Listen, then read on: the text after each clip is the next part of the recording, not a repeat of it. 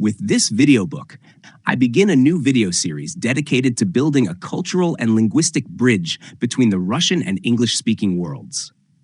My aim is to introduce English-speaking audiences to some of the most remarkable Russian writers, authors who have left a deep philosophical legacy for humanity.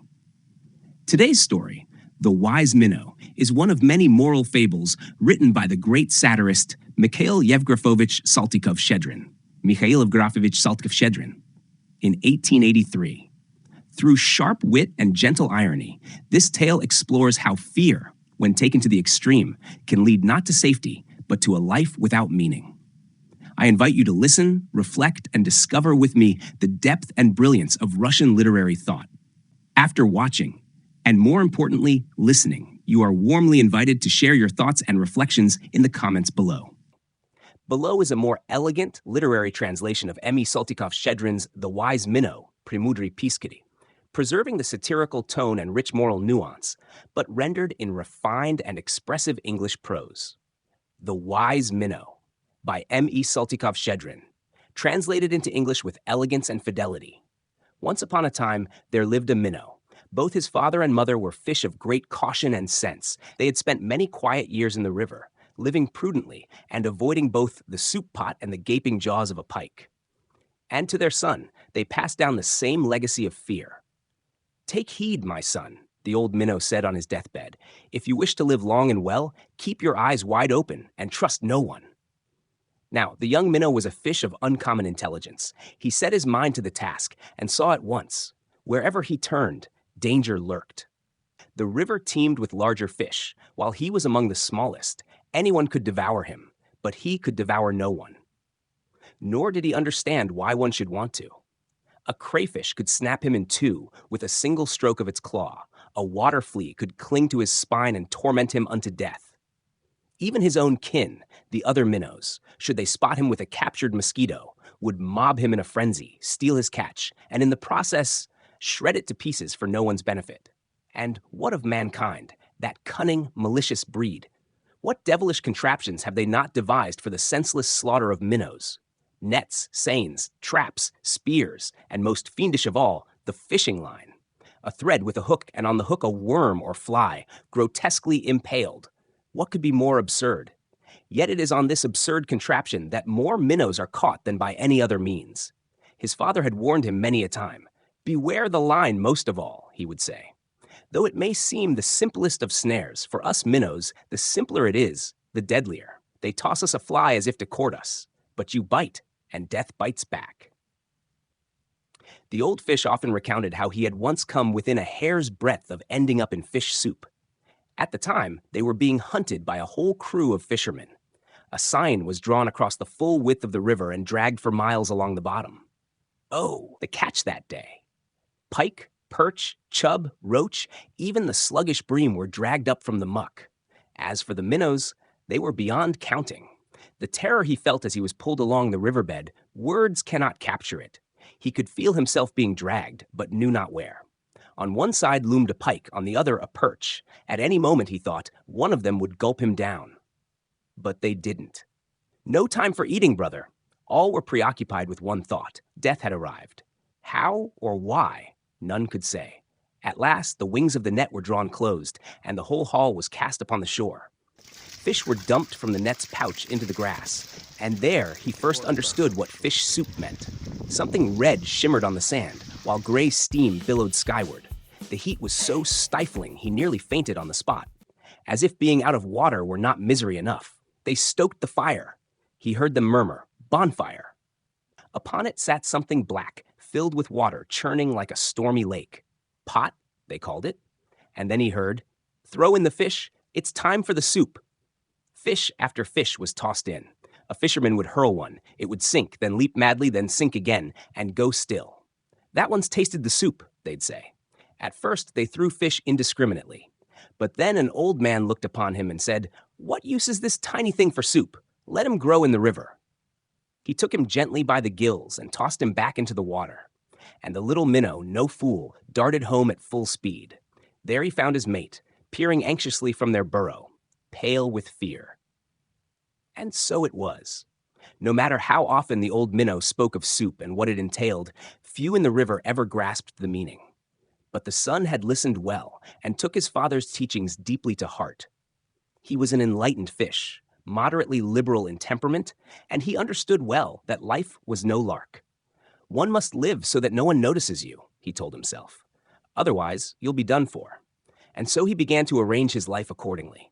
First, he carved out a burrow so narrow that only he could squeeze inside. He dug with his snout for an entire year, enduring many a sleepless night, sheltering under lily leaves, mud, or reeds. At last he completed it, clean, compact, and suited to just one.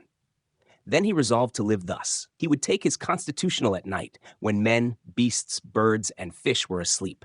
And by day he would hide in his burrow and tremble. But as he still needed to eat and drew no salary nor kept any servants, he would venture out only at noon, when most fish were already fed. Perhaps God would grant him a bug or two, and if not, he would return hungry and resume trembling. For better to starve in safety than to die on a full stomach. And so he lived. Bathed in moonlight by night, shivered in his burrow by day. At noon, he'd dart out for a quick morsel. But what food is there at noon? Even mosquitoes hide from the sun. Bugs burrow into bark. He'd swallow some water and call it a day. He lay sleepless, half-fed, endlessly fretting. Am I still alive? And what will tomorrow bring? Once, in a dream, he saw himself holding a winning lottery ticket worth 200,000 rubles. In a fit of joy, he rolled over and found half his snout protruding from the burrow. What if a young pike had been nearby? Another time, he awoke to find a crayfish stationed before his burrow, motionless, its bone-white eyes fixed upon him. Only its whiskers stirred with the current. It waited there half the day, and the minnow trembled all the while. Yet again, just as he was yawning before sleep, a pike appeared at the very threshold, clashing its teeth. It lingered all day, as though the sight of him were enough. But he outwitted her, didn't budge, and lived another day. Not once, not twice, but nearly every day such ordeals befell him. And each time he emerged alive and whispered, "Thank heaven, I'm still here." But he did not marry, nor raise a family, though his father had had a large one. His reasoning? It was easier in my father's time. Even the pike were gentler then, and perch didn't eye a small fry. And even when he nearly ended up in soup, a kind old man spared him. But now, fish have vanished from the rivers, and even we minnows are considered delicacies. No time for family. Survival is hard enough. And so the wise minnow lived for over 100 years, trembling always, hiding always. No friends, no kin. He visited no one visited him. He played no games, drank no wine, smoked no tobacco, chased no bright-eyed females, only trembled and thought, "Thank God, still alive." Even the pike, in the end, began to praise him. If only all fish lived like him, what peace would reign in the river? But they said this slyly, hoping he would puff with pride. "See how clever I am!" And then snap. But he saw through it and lived on, ever cautious. How many years he lived past 100 is unknown. But at last, the wise minnow began to die. He lay in his burrow and thought, "Thank God, I die my own death, just as my mother and father did." And then he recalled the pike's words, "If only all lived as the wise minnow lives." And he thought, what if they did? He set his mind to work, sharp as ever, and it was as though a voice whispered, but if they had, the minnow race would have vanished long ago. For the continuation of the minnow line demands families, and he had none. But more than that, it requires strength, vitality, social bonds. Minnows must live in their native element, not cower in blind solitude. They must be nourished, sociable, and learn from one another's virtues. Only then will their species thrive, not wither into nothingness. How wrong are those who believe the ideal citizen is one who trembles alone in a hole? These are not citizens. They are, at best, harmless parasites. They warm no one, shame no one, elevate no one. They simply occupy space and consume food. All this became clear to him in a moment of painful clarity. Suddenly, a yearning seized him. Why don't I swim out, bold and proud, through the river like a drake? But at the very thought, terror overtook him again. He began to tremble and to die. He had trembled through life. Now he trembled in death. His whole existence passed before him in a flash. What joys had he known? Whom had he consoled? To whom had he offered wise counsel, a kind word, a warm shelter? Who had even heard of him? Who would remember him? And to all these questions, the answer was no one. He had lived in fear, and that was all. Even now, death knocking at his door, he trembled still and knew not why. His burrow was dark, cramped, no room to turn, no light, no warmth. There he lay, in the damp twilight, half blind, exhausted, unwanted, waiting for death to release him from a life that had never truly begun. He could hear other fish darting past, perhaps even other minnows, and none spared him a thought. No one said, "Let me ask the wise minnow, how did he manage to live over 100 years, escaping pike, crayfish, and fishermen?" They swam past. Perhaps they did not even know he was there, completing his quiet demise. And saddest of all, no one even called him wise. They said simply, "Have you heard of that fool who doesn't eat, doesn't drink, sees no one, speaks to no one, only clings to his wretched life?" Some even mocked him outright, wondering how the river could bear such a disgrace. So the wise minnow pondered and began to drift away. Not quite asleep, but slipping into oblivion. He heard the soft whispers of death, felt the heavy stillness in his limbs. And once again, he dreamed the same seductive dream. He had won 200,000 rubles, grown a foot taller, and now devoured pike himself. And as he dreamed, his snout little by little crept out from the burrow. And suddenly, he was gone. What happened? Whether a pike swallowed him, a crayfish cut him down, or he simply died and floated to the surface, no one knows.